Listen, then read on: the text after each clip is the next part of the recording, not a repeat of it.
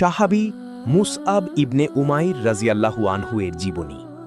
মুসআব ইবনে উমাইর রাজিয়াল্লাহু আনহু ছিলেন মক্কার কুরাইশ বংশের সবচেয়ে সুদর্শন এবং ধনী যুবক। তার পোশাক, সুগন্ধি এবং বিলাসবহুল জীবন ছিল পুরো আরবের আলোচনার বিষয়। কিন্তু সত্যের সন্ধানে তিনি যখন ইসলাম গ্রহণ করেন, তার জীবন আমূল বদলে যায়।